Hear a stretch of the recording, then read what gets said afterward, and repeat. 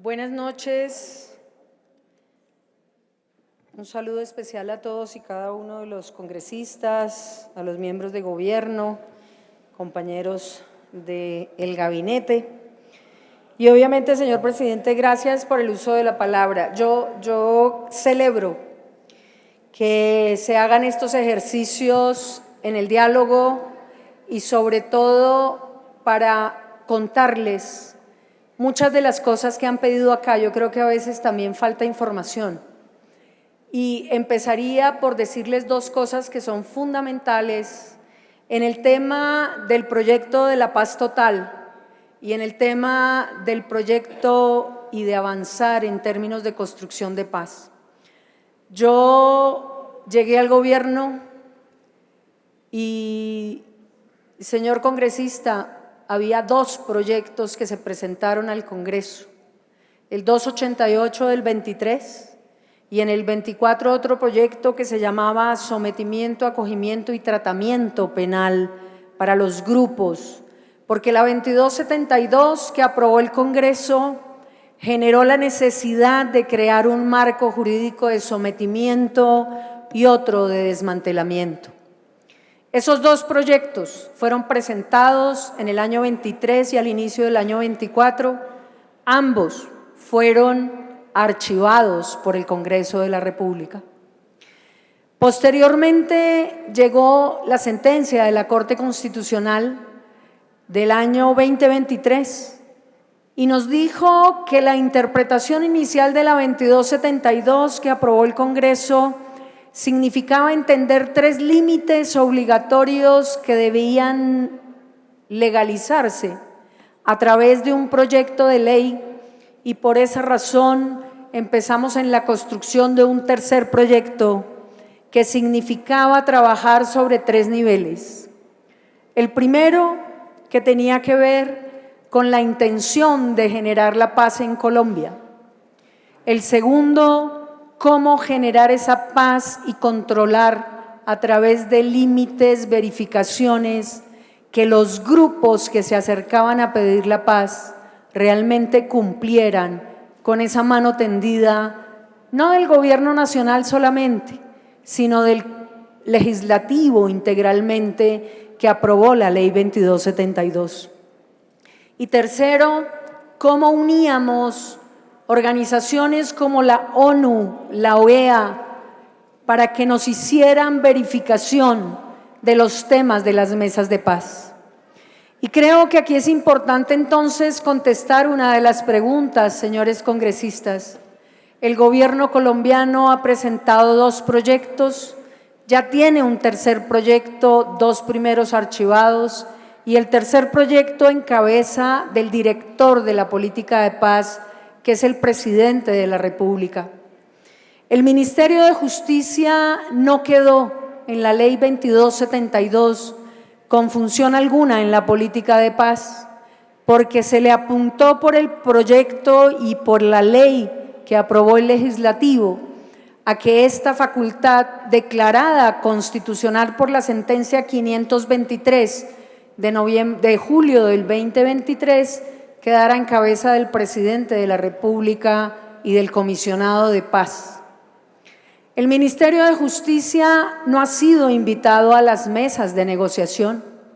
El Ministerio de Justicia no ha estado sentado para autorizar, pedir o levantar órdenes de captura.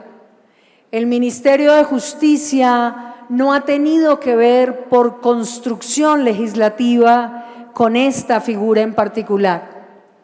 Y desde ahí tenemos que decir que aceptamos lo que el legislativo votó, y es que el presidente de la República y el comisionado de paz tuvieran la dirección del proceso de paz. Lo segundo que hay que decir es que en el tema del reclutamiento y de los niños, congresista, duele. Duele, y en particular al Ministerio de Justicia le quiere decir que ha estado en permanente función de buscar una serie de información para llegar a la realidad de este reclutamiento forzado. Y le voy a decir por qué la diferencia de cifras. Porque la Fiscalía General tiene un número, la Defensoría Pública tiene otro número y obviamente los sectores territoriales y las organizaciones civiles tienen otro número. ¿Y por qué resulta esto? Porque hay personas que se acercan de manera clara a la Fiscalía para denunciar el reclutamiento, otras que por miedo no lo hacen y solamente lo hacen con organizaciones civiles, porque los actores armados pueden traer represalias para su familia y porque también generan el temor de ser perseguidos, porque ahora su hijo o su hija hace parte de un grupo armado organizado. Y esto significa que para el Ministerio de Justicia es muy importante la política pública en protección de los niños, niñas y adolescentes. Y a esto le ha apostado el Ministerio de Justicia desde su programa, desde el Plan Nacional de Desarrollo del Gobierno, pero sobre todo desde las actividades que se desarrollan en territorio. Ya les voy a contar a qué se dedica el Ministerio de Justicia en términos de prevención de reclutamiento. Y ha habido una gran incidencia en el tema de preparación, capacitación y prevención de etnias que hoy son las más afectadas en el tema particular de reclutamiento forzado. Desde ahí tenemos que decir que el Ministerio de Justicia hace parte del CIPRUNA. El CIPRUNA está configurado por 17 entidades e instituciones. Y en el CIPRUNA se le ha apostado a hacer un seguimiento detallado del reclutamiento forzado. Y desde ahí podemos decir también que el Ministerio de Justicia entrega una información que recoge a través de estos mecanismos. El reclutamiento forzado no es nuevo. Desde el auto 251 del 2008, la Corte Constitucional tuvo claro que el reclutamiento de un menor para incorporarlo al conflicto armado siempre será un acto de carácter coercitivo, en el cual el menor de edad reclutado es la víctima de una forma criminal de manipulación psicológica y social en una etapa en su desarrollo en la cual está mayormente expuesto a toda suerte de engaños, lo dijo la Corte Constitucional. Estamos haciendo una profundización en los mecanismos, métodos y tecnologías que está usando el crimen organizado. Ya lo mencionaba el representante Duvalier, y desde ese punto de vista también cómo se acogen métodos llamativos, TikTok, medios digitales para el reclutamiento, entendiendo que todo esto se tiene que perseguir. Los grupos criminales organizados que realizan este comportamiento cometen un delito de guerra. No es menor el tema y por eso creo que las conversaciones, como lo ha dicho el presidente de la República, tienen que ser claras con estos grupos para impedir el reclutamiento y quienes recluten niños desde ese punto de vista están en un delito de guerra. Cuando hablamos del crimen organizado estamos viendo cómo todos estos factores inciden en la población juvenil y allí empezamos como Ministerio de Justicia a trabajar con una serie de elementos que yo les quiero contar en el tema de la intervención temprana para evitar el reclutamiento. Las competencias que tiene el Ministerio de Justicia hablan de prevención del delito, de justicia restaurativa y obviamente de política pública en esta dirección.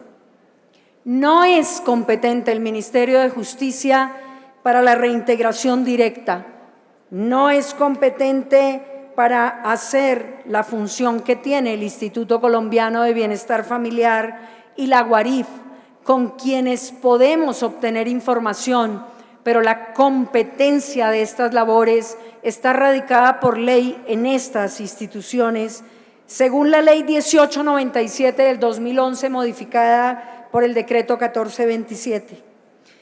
Desde ahí podemos decir entonces que el Ministerio de Justicia tiene una serie de actividades que fueron contestadas al Congreso en la proposición que se hizo de este y otros debates. Y desde ahí hablamos de programas concretos, con proyectos concretos que le apuntan a la Jurisdicción Especial Indígena, en donde hemos hablado de asistencia técnica, formación pedagógica y financiamiento de proyectos comunitarios propuestos por las mismas organizaciones y comunidades indígenas. En el 2024 se levantaron 12 proyectos con ayuda de las comunidades indígenas para evitar ese flagelo que significa que los niños, niñas indígenas son el foco de reclutamiento. Estamos con un trabajo articulado con la Comisión Nacional de Mujeres Indígenas, en donde estamos hablando de formulación y socialización de lineamientos para mejorar el acceso a la justicia, el enfoque especial de protección niñas y niños y adolescentes, el desarrollo de lineamientos interinstitucionales con un enfoque culturalmente pertinente. El impulso del proyecto de la Ley 287 del 2024, que significa apostarle a esa reglamentación de la coordinación entre la JEI y el Sistema Judicial Nacional, el fortalecimiento de la protección de la niñez indígena con enfoque intercultural, que ha establecido mecanismos con las comisarías de familia de los territorios y de las otras entidades que trabajan de manera articulada con las autoridades. La construcción de material pedagógico para llegarle a los niños, niñas y adolescentes de una manera especial, de una manera en donde les contamos no solo las opciones que pueden tener, sino a lo que deben negarse frente a las solicitudes de estos grupos criminales. Hemos trabajado en particular con lineamientos y presentación de un proyecto que le apostamos desde este punto de vista toda la esencia, y es las zonas de paz y esperanza en las zonas como Buenaventura y Tumaco. Estas zonas de paz y esperanza en Buenaventura y en Tumaco han significado con jóvenes de la zona continental e insular en riesgo de vinculación que estamos construyendo esas zonas para que estos muchachos se salven del reclutamiento. Ustedes lo pueden ver, los proyectos que ha hecho el Ministerio de Justicia en Buenaventura, cómo hemos estado durante el año pasado y este año, tanto en Buenaventura, en Tumaco y en Catatumbo, trabajando sobre estos proyectos para que estos niños no sean reclutados por el crimen organizado. La articulación interna, que obliga también al fortalecimiento de los sistemas locales de justicia. Es que si nosotros vemos, la justicia en muchos de estos territorios no estaba, no existía, no se articulaba. Las comisarías de familia no existían en muchos de estos territorios.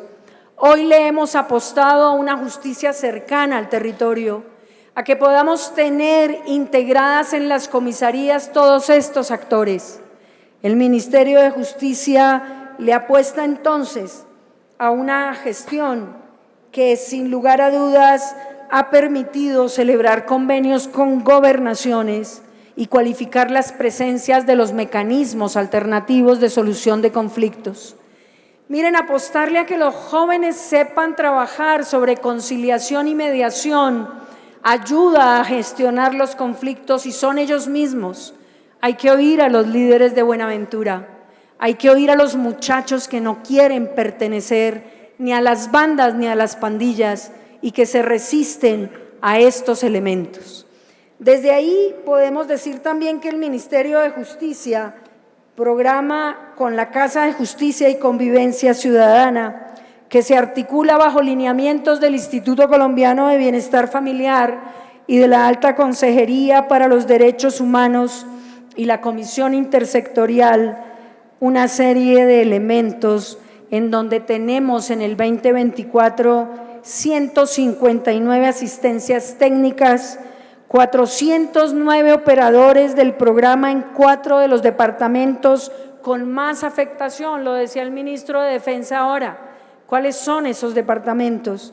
Valle del Cauca, Nariño y Chocó, en donde fueron certificadas cada una de las habilidades y de las fortalezas para estos elementos. Con el apoyo de la cooperación internacional se realizaron jornadas móviles en 26 municipios, 4 departamentos, 5.516 atenciones. Cuando hablamos de articulación interinstitucional, hemos tratado de acudir tanto al Ministerio de Defensa como al Instituto Colombiano de Bienestar Familiar, pero sobre todo a todos estos elementos para contarles que hay una serie de estrategias que se han venido realizando. Hemos tenido líneas de acción específicamente en el tema de fortalecimiento de prevención al reclutamiento, uso, utilización y violencia sexual de niñas, niños y adolescentes en territorios afectados por el conflicto armado, apoyo a procesos organizativos de acceso a justicia, creación de bancos de proyectos de alianzas justas, en donde se financian 14 proyectos en municipios priorizados por ese estudio que nos mostró el reclutamiento como índice superior en términos de infancia y adolescencia. Hemos hecho priorización en Florencia, Montelíbano, Valle del Guaumés, Tumaco, Barbacoas, Santa Bárbara, Guapí, Medio Atrato, Santander de Quilichao y Buenos Aires. Y desde ahí se están implementando una serie de procesos con la Guarif, con el Instituto Colombiano de Bienestar Familiar, en donde la Unidad para la Atención y Reparación Integral de Víctimas, el Instituto Colombiano de Bienestar Familiar, han generado enfoques restaurativos. Esto para decirles que el Ministerio de Justicia durante el año 2024 ha entendido que la mejor forma de evitar el reclutamiento es la prevención, la preparación, el conocimiento y la explicitación a los niños, niñas y adolescentes de los territorios que están gobernados por estos grupos criminales. La paz total le apuntó a la paz en el territorio. Sin embargo, hemos visto cómo desde esta mano tendida hay grupos y territorios que rompieron ya ese pacto y que creemos, como lo dijo el presidente de la República, que la solución está en mostrarles que también quien no se acoge a los planteamientos de la ley tiene consecuencias en el tema particular. Pero yo creo que también hay que reflexionar en una cosa. La investigación de estos delitos es mínima, el juzgamiento es mínimo, las sentencias proferidas por este delito son pírricas y desde ese punto de vista, cuando nosotros hacemos toda una articulación, tenemos que entender que si no hay consecuencias también desde el punto de vista de justicia penal, vamos a tener espacios en blanco donde la impunidad va a seguir permeando cada uno de estos elementos. Aquí se necesita una articulación con la Fiscalía General de la Nación, como lo hemos propuesto con la fiscal, con la Defensoría Pública, pero también volver la mirada a un elemento esencial: núcleos familiares. Los núcleos familiares en muchos de estos casos son inexistentes. Los núcleos familiares arrojan en muchos casos y abandonan a los niños, niñas y adolescentes. En ese contexto, hace 8 días se radicó la ley 1098 y la reforma a la 1098 del 2006, en donde hablamos de la posibilidad de exigir mayor compromiso de corresponsabilidad con todos los actores.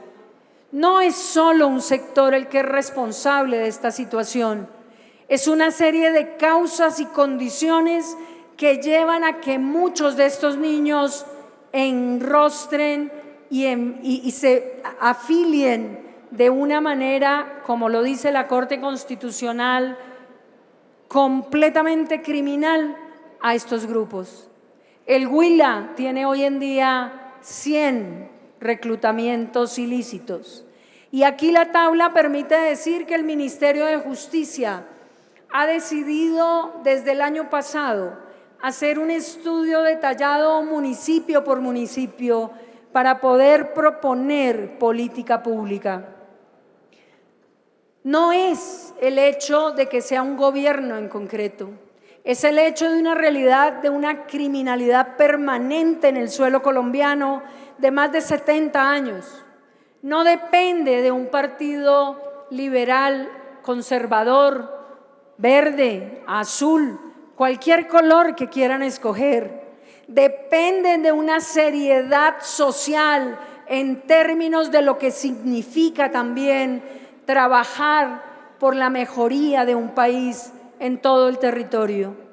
La territorialización es un punto focal del gobierno nacional y esto no son palabras. Ustedes pueden ir a territorio, pueden verificar las misiones que ha hecho el Instituto Colombiano de Bienestar Familiar, el Ministerio de Justicia, el Ministerio del Interior, la articulación y sobre todo el afán auténtico por nuestros niños, niñas y adolescentes.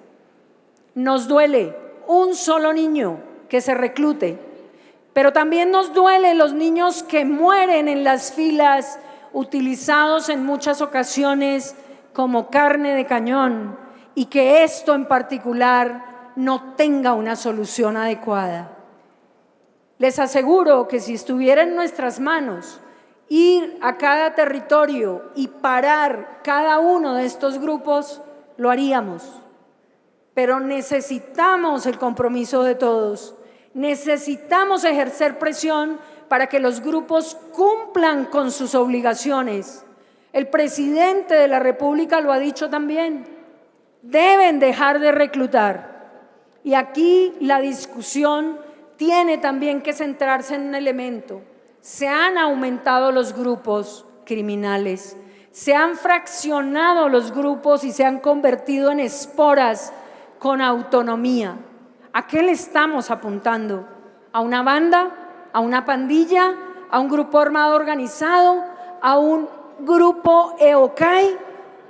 Creemos que es necesario empezar a reflexionar en las realidades que muestra el territorio y la violencia que se ha mezclado con violencia de grupos internacionales y ha cambiado la geografía criminal de nuestros grupos criminales.